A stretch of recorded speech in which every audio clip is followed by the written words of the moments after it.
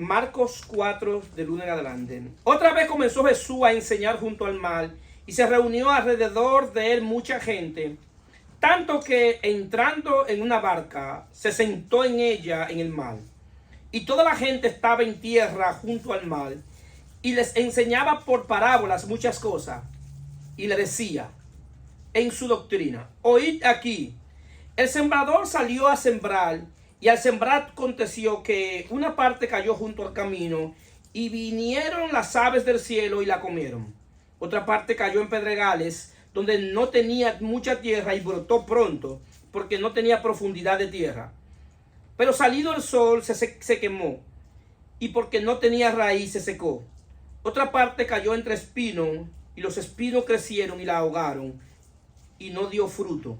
Pero otra parte cayó en buena tierra y dio fruto, pues brotó y creció y produjo a 30 y 70 y 100 por uno. Entonces le dijo: el que tiene oído para oír, oiga. Cuando estuvo solo, los que estaban cerca de él con los 12, le preguntaron sobre la parábola. Él le dijo: a vosotros es dado saber el misterio del reino de Dios, mas a los que están fuera, por parábolas, todas las cosas, para que viendo vean y no se reciban, y no perciban, y oyendo oigan y no entiendan, para que no se convierta y les sean perdonados los pecados. Y le dijo: ¿no sabéis esta parábola? ¿Cómo pues entendéis todas las parábolas? La palabra del Señor está bendecida. Pueden dejar la Biblia cerca de ustedes, porque vamos a seguir hablando en el detalle de esta parábola. Solamente dimos la primera parte. Ahora bien, ¿qué es una parábola? La parábola es un género literario donde se utilizaba en aquellos tiempos y donde se tomaban cosas físicas para enseñar principios espirituales. La parábola tiene ese propósito de que podamos relacionar la enseñanza física en cosas espirituales. La parábola también tiene un propósito: es enseñar a pensar a la gente. Jesús estaba tratando de enseñarle a pensar a los discípulos, porque nosotros tenemos un gran problema, que pensamos como personas caídas. Entonces Dios tiene que enseñarnos a pensar como personas ya recuperadas. Entonces, ¿qué sucede? Tiene ese propósito la parábola. Ahora bien, la parábola tiene reglas de interpretación. Una característica de la parábola es que no mencionan nombres personales, no tienen nombre. Cuando hablan de la parábola, no tratan de nombre. No, en ninguna parábola hay un nombre que se establezca. ¿Por qué? Porque no utilizan nombre personal, y eso es lo que identifica una parábola. Entonces, esta parábola, Jesús quiere dar una enseñanza a los discípulos. Ahora bien, recuerden algo, que Jesús vivió en tiempo de la ley. ¿Y qué implica eso? Que la parábola que yo leí, o que él está hablando, está estrictamente establecida al tiempo que él está operando en la ley. ¿Por qué esto es importante? Porque una cosa es lo que Dios hace en el periodo que Jesús está encarnado, y otra cosa es lo que Dios hace después de la resurrección. Me voy a explicar. En la encarnación, Jesús le está hablando a un grupo de gente donde Dios trabaja con ellos estando Dios afuera. Dios le habla desde afuera y trabaja con ellos desde afuera. Después de la muerte y la resurrección de Jesucristo, Dios no te habla desde afuera, Dios te habla desde adentro. Amén. ¿Por qué? Porque ahora Dios habita dentro de ti por medio de su espíritu. No es lo mismo un Dios que tú tenías que irlo a buscar en un monte, a un Dios que bajó de ese monte, fue a la cruz, murió, resucitó y ahora envió su espíritu para habitar en ti. Entonces ahora siempre ha sido la manera que Dios trabaja con el hombre. Es Dios hablándole desde adentro. La razón por la cual Adán tuvo miedo y se escondió fue cuando él pecó. La primera vez que escucha a Dios desde afuera es después del pecado. Y cuando él escucha a Dios desde afuera, tuvo miedo y se escondió. ¿Por qué? Porque escuchó a un Dios que estaba afuera y no un Dios que tenía intimidad con él desde adentro, por medio de su espíritu. Entonces, tenemos que ahora entender la parábola ahora en el tiempo, en el pacto de la gracia, para poder entender las riquezas espirituales que Jesús está enseñando. Jesús está hablando de misterio y le está diciendo que hay misterio del reino que ellos no conocen y que él le iba a enseñar ese misterio. Ahora bien, recuérdense que Pablo también habla de misterio y habla del misterio que estaba escondido de los siglos en Dios. Pero dice que ya ese misterio fue revelado. Y el misterio que está revelado es que verdaderamente el propósito de Dios es que Cristo en nosotros, esperanza de gloria. Ya ese misterio no es misterio, ya está revelado. Es decir, que ahora yo tengo que ver una relación con Dios, con un Dios que está dentro de mí. No un Dios que yo salgo a buscarlo, porque Dios ya no está afuera, ya Dios no está en el monte, Dios está dentro. En el concepto de buscar a Dios, en el nuevo pacto, no es un concepto de buscar a un Dios que está fuera de mí o que está perdido. El concepto de buscar a Dios en el nuevo pacto está ligado al arrepentimiento y a la conversión. Por eso, arrepentidos y convertidos, para que venga de la presencia de Dios tiempo de refrigerio. ¿Por qué? Porque cuando yo me arrepiento y me convierte, viene de la presencia de Dios tiempo de refrigerio. Es decir, que no hay manera de buscar a Dios fuera de mí si no me arrepiento. Todo aquel que esté buscando a un Dios que está afuera sin arrepentimiento y conversión está perdiendo su tiempo. En buen dominicano le está haciendo morcilla al diablo. Y escúcheme la expresión. ¿Por qué? Porque está perdiendo su tiempo. Porque ahora, para yo encontrarme con ese Dios que está dentro de mí, necesito arrepentimiento y conversión. ¿Cuántos están aquí? Amén. Entonces, ¿qué sucede? Jesús viene a hablar. Y en esta parábola hay varias cosas en común. Una cosa que hay en común es que es un solo sembrador. Primero. Segundo, hay una sola semilla. Tercero, hay 4 tipos de terreno. Es decir, que la efectividad de que se produzca la siembra y crezca un árbol y dé fruto, no depende ni del sembrador ni de la semilla, sino del terreno. ¿Cuántos están aquí? Amén. Porque es el mismo sembrador y es la misma semilla. Entonces, ¿qué sucede? Jesús le habla de ese misterio. Ahora bien, en la Biblia, en el lenguaje bíblico, cuando la Biblia habla de tierra, equivale al alma. Es decir, la Biblia habla de tierra, pero eso equivale al alma. Es decir, cuando ustedes vean ese concepto en el Antiguo Testamento, la tierra equivale al alma. Entonces, ¿qué sucede? Mi alma es la tierra, donde Dios quiere sembrar una semilla. Y la quiere sembrar es por medio del evangelio. La parábola no le podemos dar una interpretación alejada de lo que quiere enseñar. Y lo que esta parábola quiere enseñar es la predicación de la palabra de Dios por medio de la semilla, por medio a la semilla que produce la fe, pero implantada en mi alma. Entonces, ¿qué sucede? Jesús tenía esa dinámica que decía la palabra, pero a un círculo íntimo de él le explicaba la parábola. Entonces, ¿qué sucede? En Marcos 4:14, Jesús comienza a explicar la parábola para que los discípulos entiendan qué fue lo que él le quiso decir. Porque recuérdense que aunque Jesús le dijo eso, ellos no entendían, porque para entender las cosas espirituales, no se puede entender las cosas espirituales a menos que el Espíritu de Dios esté dentro de mí. Porque quien me revela lo espiritual es el Espíritu de Dios, porque es quien acomoda lo espiritual a lo espiritual. Pablo dice, el hombre natural no percibe las cosas que son del Espíritu, porque para él son locura.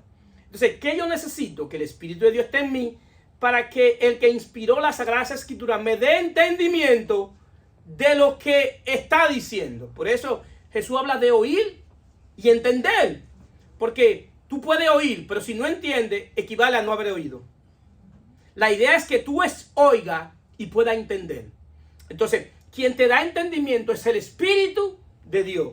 Ahora, ¿cuándo el Espíritu de Dios da entendimiento? Cuando rueda el velo, cuando viene lo que se llama la revelación. Ahora, la revelación ya está dada. Lo que nosotros recibimos ahora es iluminación del entendimiento. Porque ya Dios ha revelado todo en las Sagradas Escrituras en el Hijo. La máxima revelación de Dios es el Hijo. Es la plenitud de la revelación de quién es Dios. Ahora, lo que yo necesito es que por medio del Espíritu Dios me dé iluminación del entendimiento. Y cuando yo leo, entonces leyendo, lo cual poder entender. Y ahora cuando yo leo, lo leo con los lentes del Espíritu, dándome entendimiento. Entonces Jesús viene y ahora le explica la parábola. Ahora, lo que Jesús hace explicándole la parábola a ellos Es lo que hace el Espíritu de Dios ahora en nosotros. Recuérdense que ahora tenemos un Dios no que está afuera, sino un Dios que está adentro. Tenemos un Dios que es maestro, que nos enseña. Entonces, en Marcos 4:14 dice, el sembrador es quien siembra la palabra. Y esos son los que junto al camino en quien se siembra la palabra. Pero después que la oyen, enseguida viene Satanás y quita la palabra que se sembró en sus corazones. Entonces, está hablando de un grupo de creyentes. De un grupo de creyentes que están en la iglesia. Que están en la iglesia y escuchan la palabra domingo tras domingo.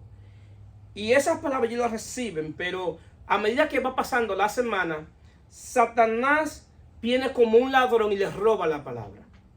Ellos se dejan robar la palabra.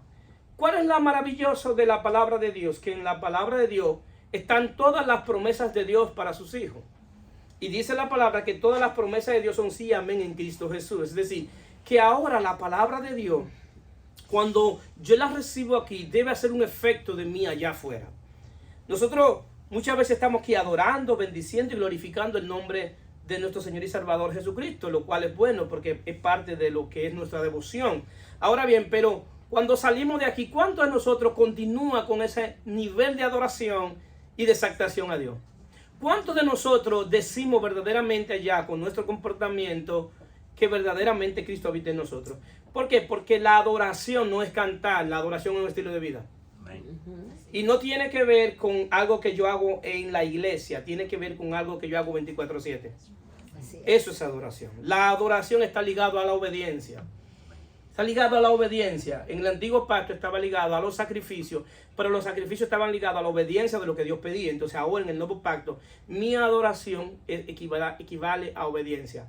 Una gente que no obedece, que no es obediente a lo que Dios establece, no adora, lo que hace cantar. Una cosa es cantar y otra cosa es adorar. Entonces, ¿qué sucede? Porque el canto debe ser la expresión de la purificación de lo que Dios ha hecho en mí. Amén, gloria a Dios. La canción debe ser, lo que yo canto debe ser lo que yo estoy viviendo, lo que yo estoy sintiendo. Y cuando yo la canto es la manifestación de lo que está sucediendo en mí. Cuando yo digo, gracias Señor, gracias por la cruz, gracias por eso, es porque yo sé lo que la cruz hizo en mí. Amén. Es decir, no fue que a mí me lo dijeron, a mí no me dijeron lo que hizo la cruz. Aunque la Biblia lo dice, yo sé lo que hizo la cruz, por la evidencia de cada día cuando me miro en el espejo. Amén. Porque yo sé quién yo era, ahora yo sé quién yo soy en Cristo. Entonces yo puedo decir, gracias Señor por tu cruz. Pastor, pero usted lo leyó en la Biblia. Sí, yo lo leí en la Biblia, pero gracias porque yo sé lo que sucedió conmigo. Cuando yo creí en esa cruz, cuando yo creí en el verdadero evangelio. Entonces, ¿qué sucede? Entonces, ahora bien, ¿cómo Satanás nos roba la palabra? Sembrando duda. Porque esa es la dinámica del infierno, sembrar duda de lo que Dios dice. Por eso cuando Él se presenta, Él dice con que Dios ha dicho. Cuando se presenta en el Edén, dice con que Dios ha dicho. ¿Por qué? Porque la idea es sembrar duda. Y la duda la siembra también por una palabra que sale de la boca de Satanás. Porque si se dan cuenta, cuando en el Edén Él estuvo, Dios le había dicho a Eva que si comía del árbol de la ciencia del bien y el mal, moriría. Y cuando Satanás le dice, no morirá, Dios te está mintiendo, Dios es un mentiroso. Satanás pone a Dios como un mentiroso delante de Eva. Le dice, no es mentira, tú no vas a morir, sino que sabe Dios. Entonces ahí viene la dinámica de sembrar la duda. La lucha en el mundo espiritual no es por el poder, porque en el mundo espiritual se sabe que de Dios es el poder. La lucha es por la verdad. A medida que tú más lejos estés de la verdad, más lejos está de Dios. Es decir, lo que te acerca a Dios es la verdad. Conocerás la verdad y la verdad os hará libre. Es decir, lo que causó la caída del hombre fue creer en la mentira. Y lo que hace que el hombre se acerque a Dios es creer en la verdad. Amén. Todo sistema de pensamiento que no sea conforme a lo que Dios ha dicho en sus palabras, en sus sagradas escrituras, es mentira. Entonces muchas veces yo me he hecho esclavo de la mentira, de lo que me han enseñado. Entonces esa mentira ha venido a afectar mi vida espiritual, ha venido a afectar mi alma, mi terreno. ¿Por qué? Porque yo estoy sembrando en el terreno, en mi alma, una semilla que es de mentira. Ahora esa semilla que es de mentira, que es una semilla de corrupción, ¿qué va a producir? Un árbol corrupto. Una manifestación corrupta. Y entonces, en el lenguaje bíblico, a esa semilla no se le dice fruto, se le dice la obra de la carne. ¿Por qué? Porque todo lo que nosotros hemos hecho en la carne es el producto de la semilla de lo que hemos creído. Si usted cree que vivir una vida en fornicación, en adulterio, en mentira, en todo eso, si usted cree que eso es bueno, usted nunca va a apreciar la santidad de Dios y usted está creyendo una mentira. Ahora, ¿qué produce eso? Una obra de la carne, fornicación, adulterio y todo eso. ¿Por qué? Porque creía una mentira. Entonces esa es la dinámica. La dinámica es que nosotros creamos, la del infierno es que creamos la mentira, pero la dinámica del cielo es que creamos en la verdad. Y esa verdad es nuestro Señor y Salvador Jesucristo. ¿Cuándo dicen amén? Amén. Amén. Hay una obra también que es efectiva en las tinieblas, que tiene que ver que lo que dice 2 Corintios 4:3, pero si nuestro evangelio está encubierto, entre lo que se pierde están encubiertos, en lo cual el Dios de este siglo cegó el entendimiento de los incrédulos para que no les resplandezca la luz del evangelio de la gloria de Cristo, el cual es la imagen de Dios.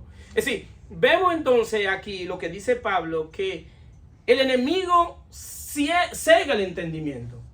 Y hay gente en la iglesia, que estamos llenos de gente en la iglesia, y vienen y tienen una Biblia en la mano y la leen y hablan lengua y zapatean y vienen y se gozan en el servicio, y cuando salen allá afuera tú lo entrevistas y le dices, ¿qué fue lo que dijeron? No, yo no entendí lo que dijeron, lo que yo sé que el servicio estaba bueno.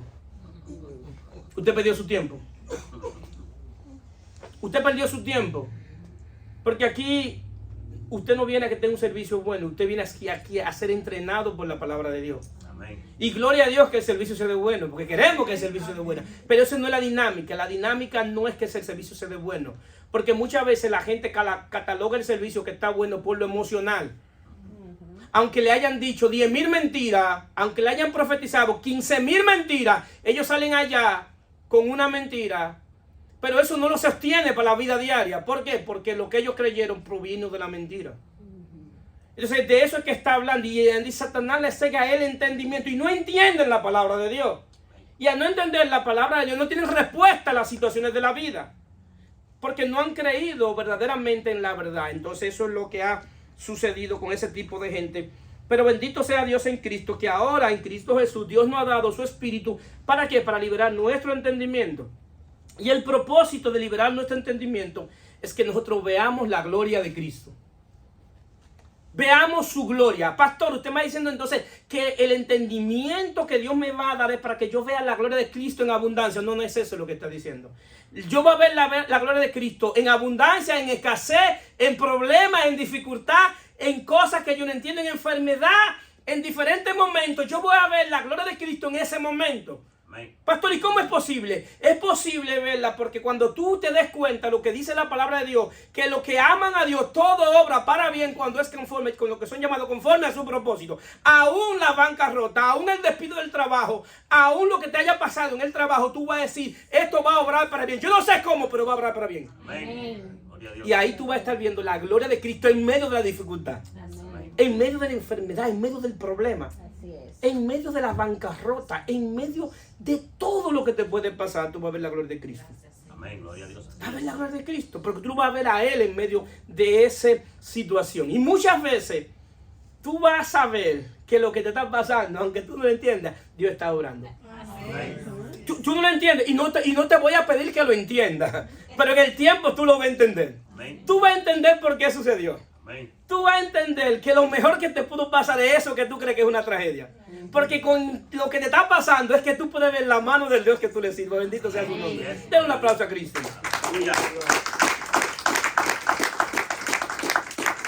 En Marcos 4:16 vemos otro tipo de terreno. Dice, estos son así mismos los que fueron sembrados en pedregales.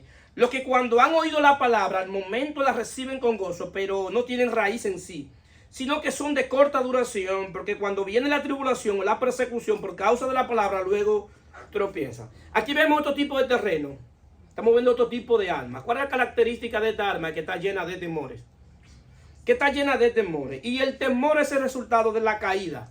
Si se da cuenta, cuando Adán cayó, lo que sintió fue miedo, vergüenza y culpa. Si el miedo, el temor de qué va a ser de mí mañana, el temor cómo yo me voy a sostener, el temor de todo lo que puede, si me enfermo, ¿qué me va a pasar? ¿Qué va a pasar con mis hijos? Si pierdo el trabajo, ¿qué va a pasar? Si pierdo la casa, ¿qué va a pasar? Y si se dan cuenta, la gran mayoría de nuestros temores están relacionados con el futuro y con cosas materiales.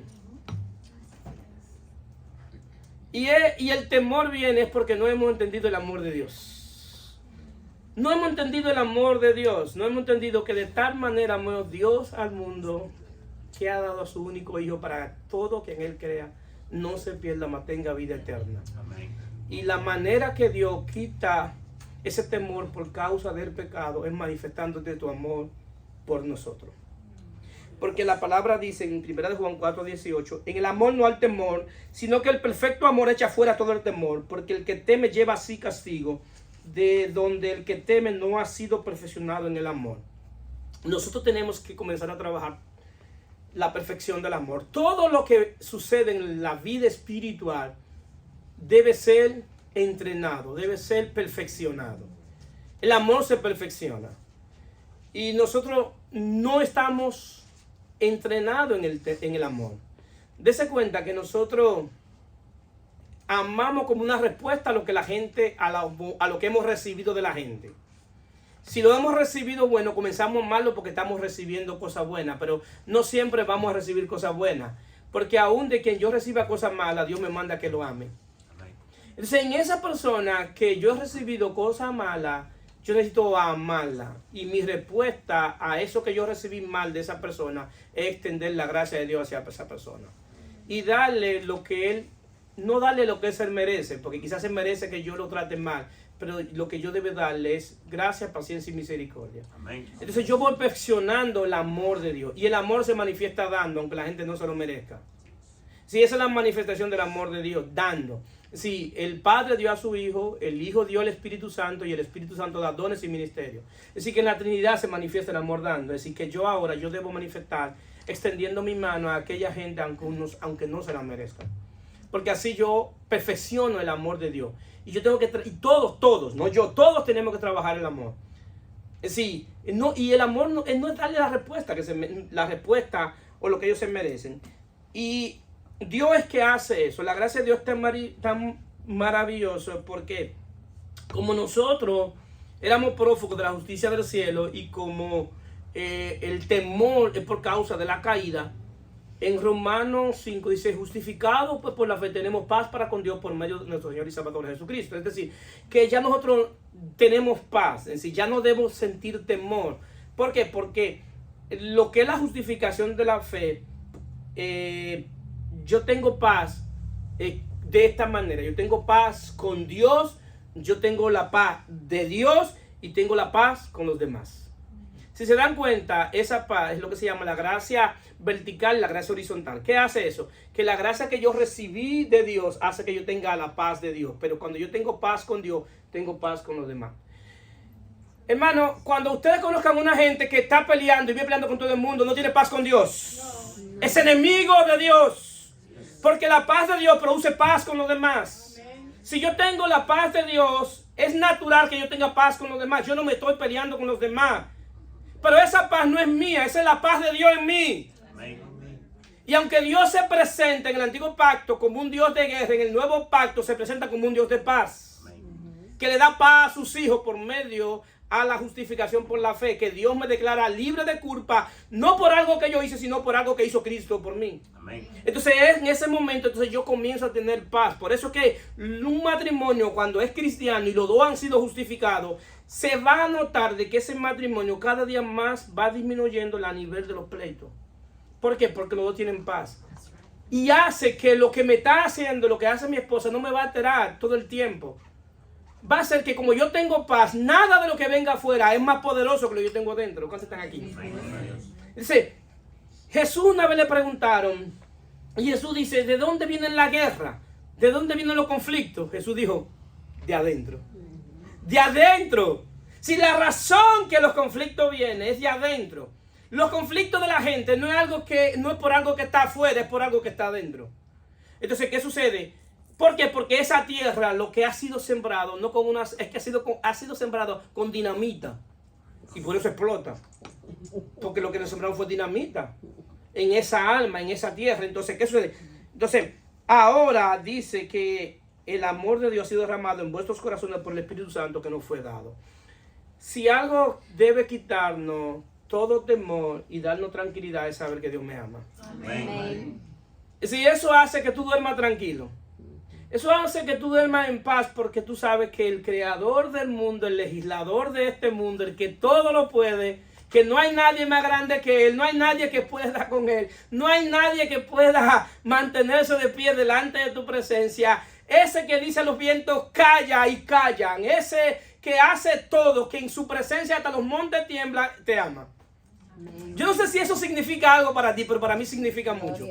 Y eso me da tranquilidad, que aunque yo no tenga nada, aunque tenga situaciones, yo estoy descansando en saber que el que puede resolver este problema me ama.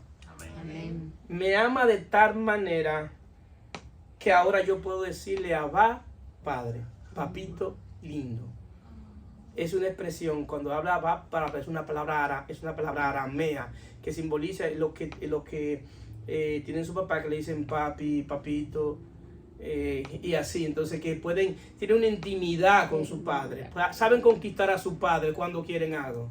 Y yo sé de eso, porque tengo una hija que cuando quiere algo me manda corazones por WhatsApp, y cuando yo veo que van aumentando los corazones, ella quiere algo y la llamo, ¿qué tú necesitas?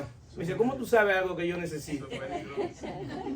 Yo no te llamé por eso, porque yo te llamo porque quería hablar contigo. Seguimos hablando. Papi, tú puedes darme tanto. Pero ella me conquista con corazones. Nosotros tenemos la capacidad de conquistar a nuestro Dios con nuestra adoración, con nuestra obediencia, con nuestra confianza. Y la ventaja de que el velo se rasgó es que todo ahora podemos entrar como hijos. En el antiguo pacto solamente entraba sacerdote al lugar santísimo. Ahora no solamente... ¿Ustedes creen que solamente yo entro al lugar santísimo? Todo el que está aquí puede entrar al lugar santísimo. Todos tenemos acceso a la gloria del Padre. Aquí no hay nadie más grande que nadie. El Dios que yo le sirvo es el mismo que Dios que ustedes le sirven. El Dios que me habla es el mismo que le habla a ustedes. El Dios que ha hecho conmigo lo que ha hecho es el mismo que obra en ustedes. Es el mismo Dios, no son dos. Entonces yo puedo, todos ahora tenemos esa confianza de Dios, de nuestro Dios. Y eso es parte de nuestra sanidad del alma. Saber que yo tengo que tener una relación con mi Padre Celestial. El Padre de todos los espíritus. Porque Dios es el Padre de todos los espíritus. Y tenemos una relación de espíritu a espíritu. Porque a Dios se le sirve desde mi espíritu. Aunque se manifiesta desde el alma. Entonces, ¿qué sucede? Entonces, en Marcos 18 habla de otro tipo de terreno. Y yo quiero que cada quien vaya identificando qué terreno es. Identifique qué terreno usted. En Marcos 4:18 dice, estos son los que fueron sembrados entre los espinos, los que oyen la palabra, pero los afanes de este siglo y el engaño de la riqueza y la codicia de otras cosas entran y ahogan la palabra y le hace infructuosa. Si los afanes de este siglo, señores, yo me he dado cuenta que Dios constantemente nos está hablando. Y no solamente a través de su palabra, no habla a través de su espíritu, pero también no habla a través de circunstancias de la vida. A veces no habla de manera de que tú ves que tú quieres hacer algo y todo se te cierra, todo se te imposibilita. Y eso debe decirte algo. Si son todos los deseos que tú tienes, se te está cerrando todo y todo lo que tú quieres hacer comienza a no funcionar, Dios te está hablando. Dios está diciendo, cambia de dirección, cambia de hacer las cosas, cambia de método, porque Dios te está hablando. Lo que pasa es que nosotros queremos escuchar siempre a Dios a través de la palabra. Y Dios habla a través de la palabra. Pero hay situaciones de nuestra vida personal que Dios no me la puede hablar a través de mi palabra, que tiene que ser personalmente. La ventaja del Dios que nosotros le servimos, que es un Dios universal, pero al mismo tiempo es un Dios personal, donde yo tengo una relación con Él, donde Él me habla a través de su espíritu, donde alrededor de lo que se está moviendo, Él me está hablando. A veces Él cierra puertas y nosotros queremos romperla. Y la palabra dice que la puerta que Él cierra, nadie la abre, y la que Él abre, nadie la cierra. Entonces la que Él cerró, Él sabrá por qué la está cerrando. Yo no sé en el momento, pero Él en el tiempo no sabe por qué Él la está cerrando. Entonces, ¿qué sucede? Nosotros estamos muy afanados, y si nos damos cuenta, no estamos afanados, generalmente estamos afanados, volvemos por cosas materiales. Ojalá y ojalá que nuestro afán de las cosas materiales, así mismo tuviera nosotros un afán por las cosas espirituales. Y por eso Jesús en Lucas 12:22 dijo, Luego a sus discípulos, por tanto, os digo, no afanéis por vuestra vida, ¿qué coméis? Necesidad física. Ni por el cuerpo, ¿qué vestir? Necesidad física. La vida es más que la comida y el cuerpo que el vestido. Considerad lo cuervo, que ni siembran ni ciegan, que ni tienen despensa ni granero, y Dios los alimenta. ¿No valen vuestro mucho más que las aves? Si nosotros estamos muy afanados por las cosas materiales, por las cosas físicas, por las cosas de este mundo. Y por eso muchas veces estamos enfermos, porque estamos afanados en lo que se ve. Estamos afanados en lo físico y no nos afanamos en las cosas espirituales. Y ese afán nos lleva a la enfermedad, a la perdición. Lo peor de todo es que nada de lo que obtengamos en esta vida nos lo vamos a llevar. Nada, absolutamente nada. Aún nuestra familia, en el tiempo, ellos van a estar sufriendo al principio, pero en el tiempo ya las heridas se van curando y va pasando. Pero lo que verdaderamente tiene valor es qué respuesta tú le vas a dar a Dios cuando tú te frente a Él. ¿Qué tú le vas a decir? Porque algún día estaremos frente a Él, según la Biblia, ¿o no? Amén. Algún día estaremos frente a Él. Amén. Algún día estaremos frente a Él. Entonces, ¿qué le vamos a decir? Y dice por ahí un texto que tengamos cuidado, no vaya a ser que huyamos de su presencia. Que cuando lo sintamos que estamos en su presencia, queramos huir.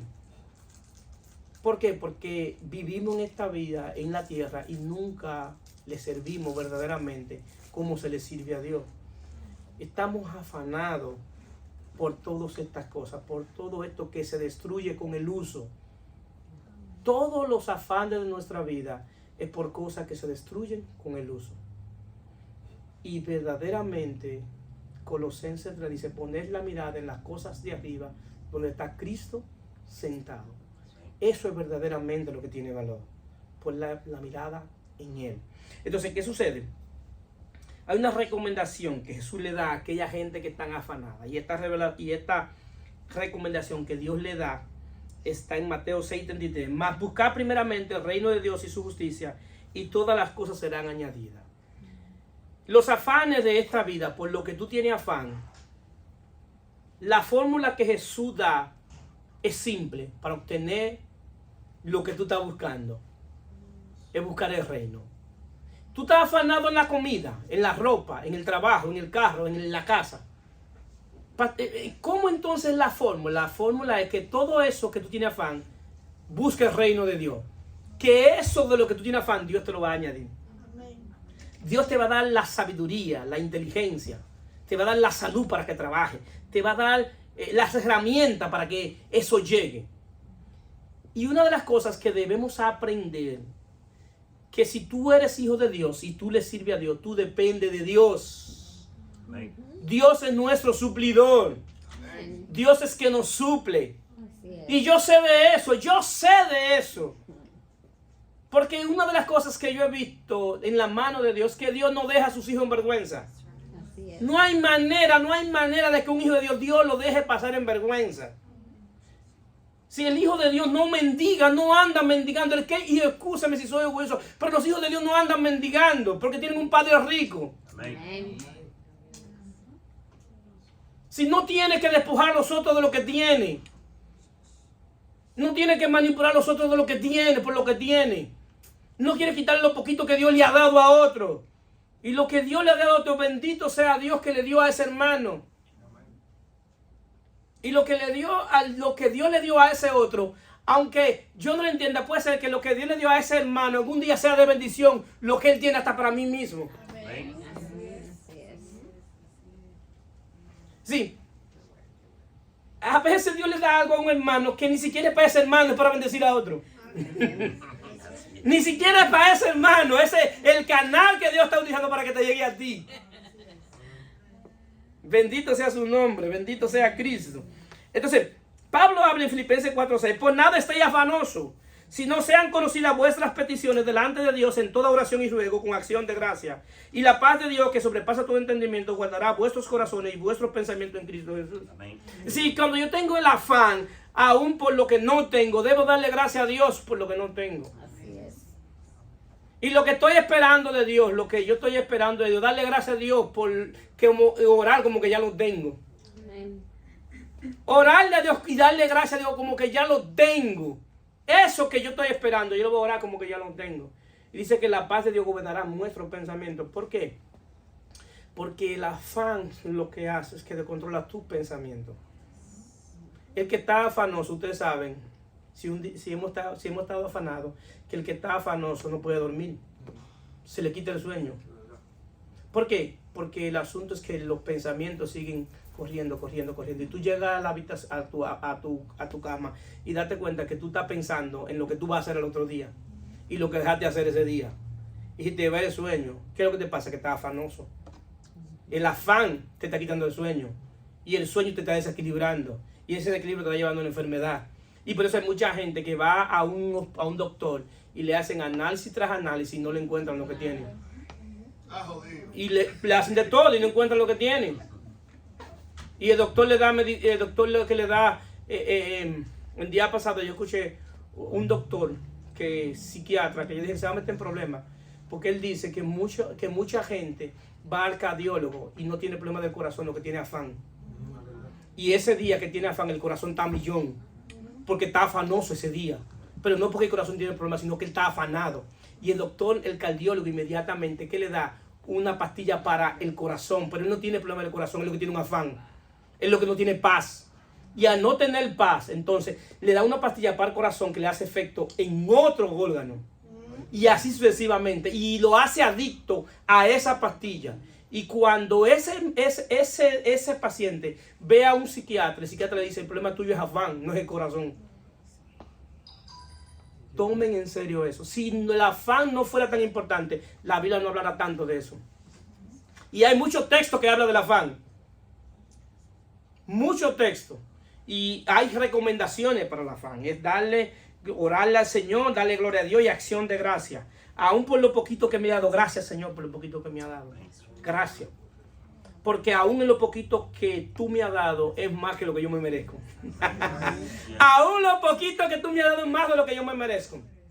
Porque si nos fuera a evaluar por nuestro comportamiento delante de Él, miren, tuviéramos feo para la foto. Tuviéramos feo para la foto. Porque el asunto es que no es que somos tan fieles. Vamos a decir la verdad, a veces uno chipotea. Sí, si verdaderamente nuestro corazón fuera, si nosotros fuéramos con Dios en respuesta a lo que Él ha sido con nosotros, nuestra vida, todo, me estoy incluyendo, fuera diferente delante de Él. Muy, pero muy diferente. Entonces, lo que Él ha hecho por gracia. Entonces, debemos trabajar con eso, con el afán. Ahora bien, en Marcos 4:20 habla, y estos son los que fueron sembrados en buena tierra, los que oyen la palabra y la reciben y dan fruto a 30 y 70 al 100 por uno. El sembrador encuentra una buena tierra. Ahora bien, como estamos hablando de la tierra en relación con el alma, es decir, que el sembrador encontró una buena alma, una alma que estaba limpia, que no tenía escombro, que no tenía piedra, que no tenía espina. Ahora bien, la piedra que está en el terreno que estaba la piedra, esa piedra no estaba ahí, esa piedra la pusieron. ¿Por qué? Porque cuando la piedra es un desprendimiento de una roca, y donde hay una tierra para sembrar, no puede haber piedra. Así que esa piedra la puso ahí. Había una tierra que tenía espino. Ese espino fácilmente fue de una mata que sembraron, se secó y el espino quedó ahí. Es decir, que esa tierra en un momento estaba bien, pero en el pasar del tiempo le pusieron cosas que dañó que pueda dar fruto. ¿Qué implica eso?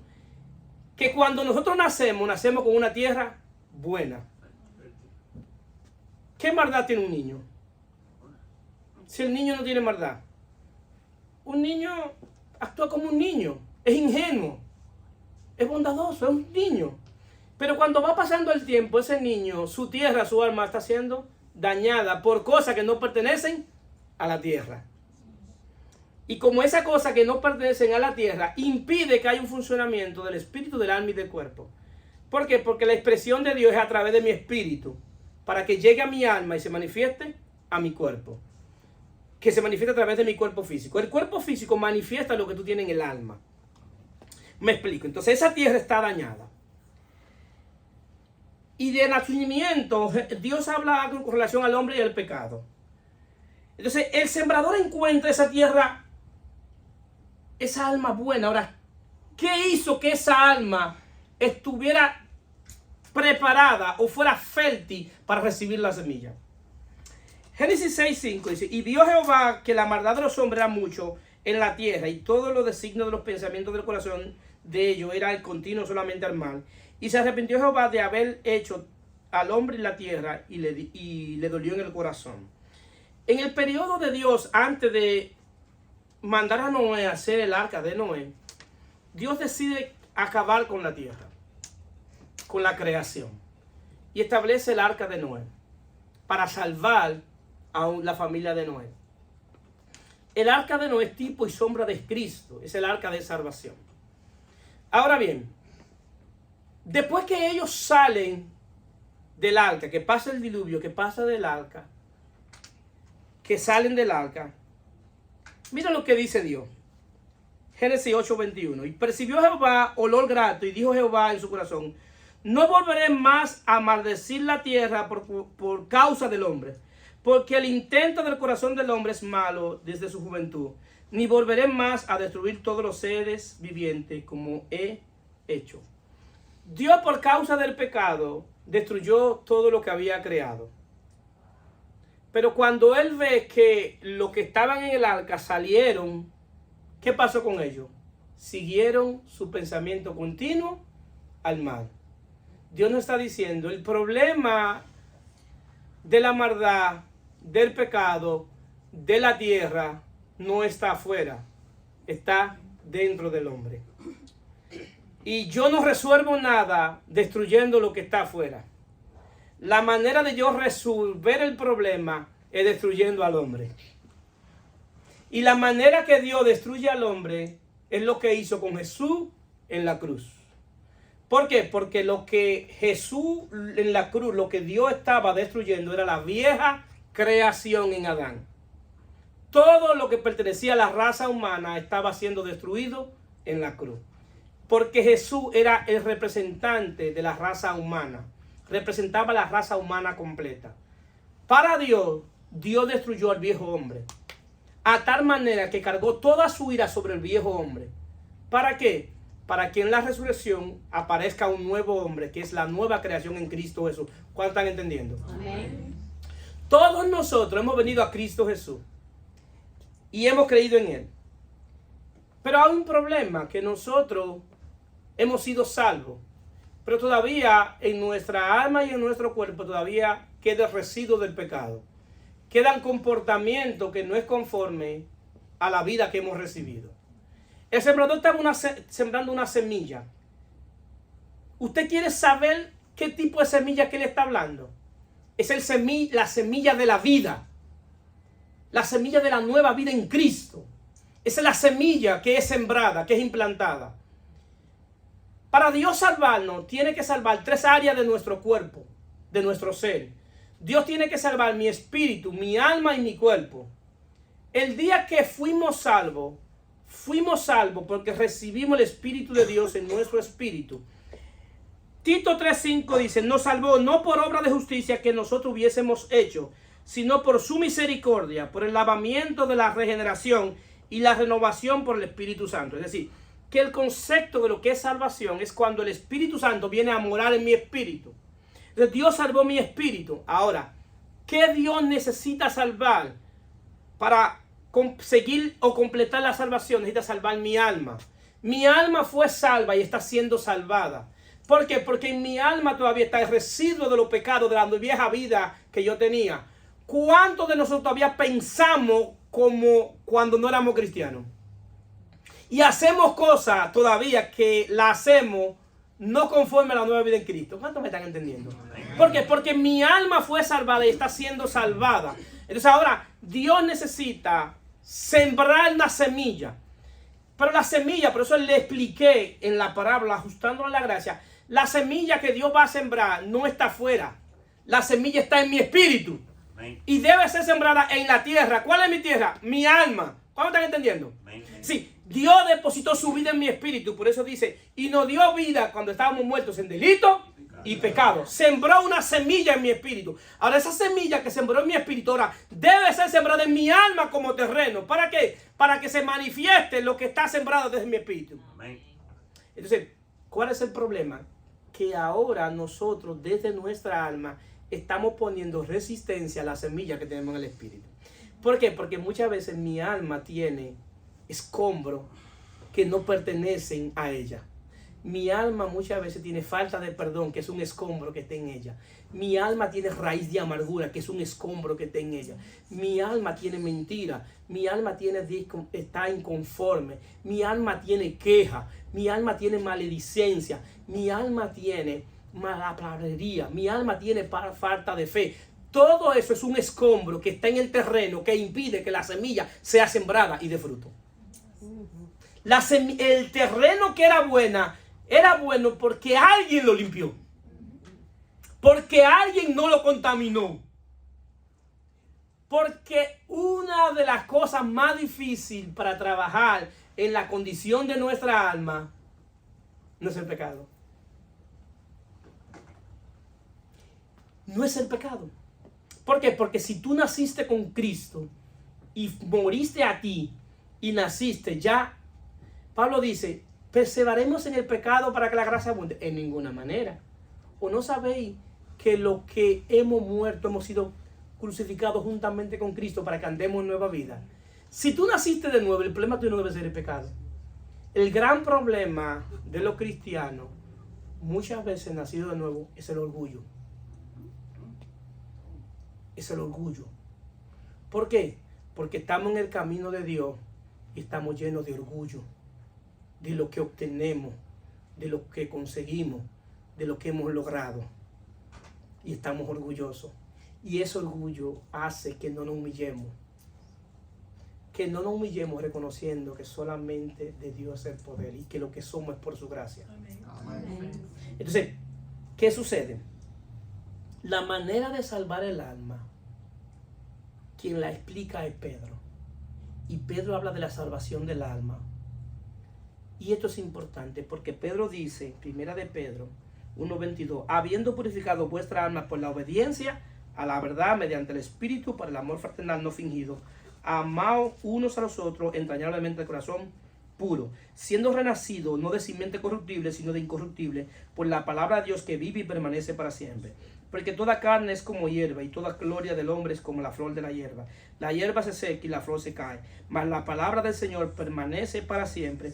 Y esta es la palabra que por el Evangelio os ha sido anunciada. Pedro dice que lo que va a hacer que mi alma sea purificada, que lo que va a hacer que la tierra sea sanada, que la tierra sea buena, lo que va a hacer que eso sea purificado es la obediencia a la verdad. La gran mayoría de gente que está en el Evangelio son obedientes a mentira. Y la obediencia a la mentira no purifica nada. Nada. Pablo dice, escribiendo a los Colosenses capítulo 2 al final, dice lo siguiente: que nadie nos juzgue por comida ni bebida, ni por día de fiesta, ni por cosas que se destruye con el uso. Que ciertamente tiene cierta reputación de sabiduría, pero no tiene ningún apetito contra la cosa de la carne. Sí, el yo creer que lo que me va a santificar es usar una falda larga, eso está bien. Si usted la quiere usar, gloria a Dios. Pero esa falda no te va a quitar el deseo de pecar. Pastor, que me voy a quitar los aretes para santificarme. El quitarte los aretes no te va a quitar el deseo de pecar. Nada de eso te quita el deseo de pecar. Lo que verdaderamente te va a quitar el deseo de pecar es cuando tú crees en la verdad del Evangelio de la gloria de Dios en Cristo Jesús. Amén. Verdaderamente eso te va a quitar el deseo de pecar. Y no va a necesitar un vigilante que te vigile a ver lo que tú estás haciendo. ¿Por qué? Porque el Espíritu de Dios te va a quitar el deseo de pecar en lo que se llama la santificación. Entonces la santificación está ligada a creer en la verdad. Santifícalo en tu verdad, tu palabra es la verdad. Y lo que santifica es el Espíritu, pero el alma se purifica. Y a medida que yo creo en la verdad, cada día más mi alma se va purificando, se va purificando, se va purificando. Y esa purificación del alma hace que ese terreno sea fértil, que esa tierra se vaya sanando, que comience a ser una tierra buena. ¿Por qué? Porque está siendo purificada por el poder de Dios mediante el Espíritu y la palabra de Dios. Y cuando aquí habla Pedro de la palabra de Dios, está hablando de Cristo mismo, del verbo encarnado, de la palabra que se encarnó, de esa palabra que vive y permanece para siempre. Y esa permanencia de esa semilla que está en mi espíritu, ahora comienza a trabajar en mi alma. Y es sembrada en mi alma. Y cuando se es sembrada en mi alma, esa semilla da un fruto. Y Pablo también habla de ese fruto. Y ese fruto, en Gálatas 5:22, dice: mas el fruto del Espíritu es amor, gozo, paz, paciencia, benignidad, bondad, fe, mansedumbre, templanza. Contra tales cosas no hay ley. Ese fruto del Espíritu, ese amor no es el amor mío, es el amor de Dios en mí. Ese gozo no es el gozo que lo produzco yo, es Dios que lo produce en mí. Esa paz que tenemos no es una paz producida por nosotros, es producida por el Espíritu de Dios. Amén. Esa paciencia que tenemos no es una paciencia de Ariel, es la paciencia de Dios en mí. La benignidad no es la benignidad de Ariel, es la benignidad de Dios en Ariel. La bondad no es la bondad de Ariel, es la bondad de Dios en Ariel. La fe no es la fe de Dios, es la fe de Dios en Ariel. La mansedumbre es la mansedumbre de Dios en Ariel. La templanza es el carácter de Dios en Ariel. Y dice: contra tales cosas no hay ley. Es decir, que eso no hay nada que lo detenga, se va a producir solamente por creer en la verdad. Por eso podemos ver gente dentro de la iglesia, años y años, y no se les ve el fruto. ¿Por qué? Porque lo que han creído es una farsa de disparate, de cosas que Dios no lo ha dicho en su palabra, de mala interpretación, de dogma de hombre y mandamiento de hombre. Y le voy diciendo: así Dios ha dicho, y Dios no ha dicho nada. Y su fundamento básicamente está en lo que es tipo, sombra y figura. Está en lo viejo, en lo antiguo. No sabiendo que Dios ha hecho todo nuevo en Cristo Jesús. Habiendo Dios hablado muchas veces y de muchas maneras a los padres por medio de los profetas, ahora ha hablado por el Hijo. Todo aquel que te predique y el centro de la predicación no sea el Hijo, no es el Evangelio. El centro del Evangelio es Cristo. El centro del Evangelio es la cruz. Si en la ecuación Cristo no está, no es el Evangelio. Puede ser cualquier disparate que se inventaron, pero no es el Evangelio. Entonces la gente comienza a creer en todo eso. Y tú le dices: lo que tú estás creyendo, ¿dónde Dios lo dice? Dios se lo dijo al pueblo de Israel. ¿A quién? Al pueblo de Israel, pero no te lo dijo a ti. Porque lo que Dios te está diciendo, te lo está diciendo en el Hijo. Amén. Si tú no entiendes lo que Dios te dice en el Hijo, menos va a entender lo que Dios dijo en Israel. Ay, que no estaba ahí. Menos. Que todo lo que pisara es mío. A ti no te dio cosas materiales, a ti te dio cosas espirituales. A ellos se les dio material, se les dio el oro, se les dio todo, la mejor terreno, se les dio a ellos. Si Canaán simboliza la nueva vida en Cristo, amén, eso simboliza. Tomarían ellos tener lo que nosotros tenemos. Tomaría David estar aquí. Si David danzaba en aquel tiempo, si tuviera aquí danzar más, tuviéramos que amarrarlo. Amárrenme a David que no quiere dejar de danzar. Amárrenlo. Amarren a David que no quiere dejar de danzar. Tuviera 24/7 danzando. Si danzó en ese pacto, en este pacto danzarían más. Porque tenemos un nuevo y mejor pacto con mejores promesas. Amén. Gloria a Dios. Sí.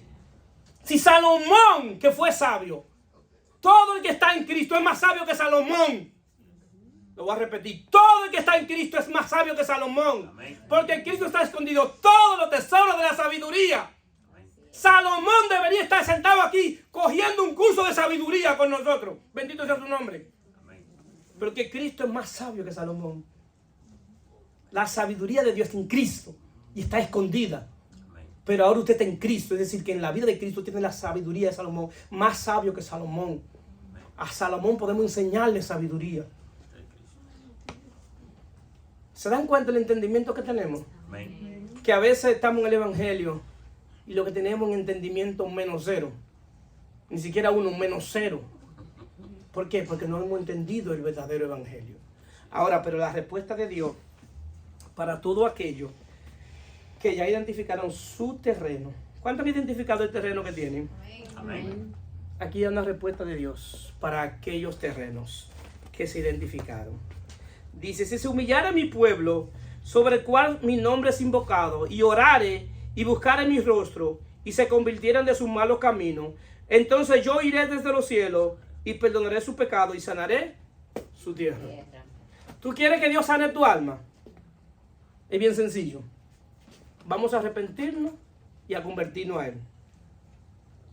Es arrepentirse y convertirse a Él. Amén. ¿Por qué? Porque la sanidad del alma, la sanidad del corazón en términos espirituales, la sanidad de la mente, es una promesa de Dios para sus hijos. Y si tú te sientes hijo de Dios, si tú crees que eres hijo de Dios, no importa la condición que está tu tierra, Dios tiene poder para sanarla. Y si tú identificaste cuál es la condición de tu tierra, cuál es el trabajo tuyo, ahora arrepentirte y pedir perdón a Dios. ¿Para qué? Para que Dios sane tu tierra. Entonces se puede poner de pie, yo no voy a poner una alabanza Gloria a Dios. para que cada uno de nosotros le pidamos perdón a Dios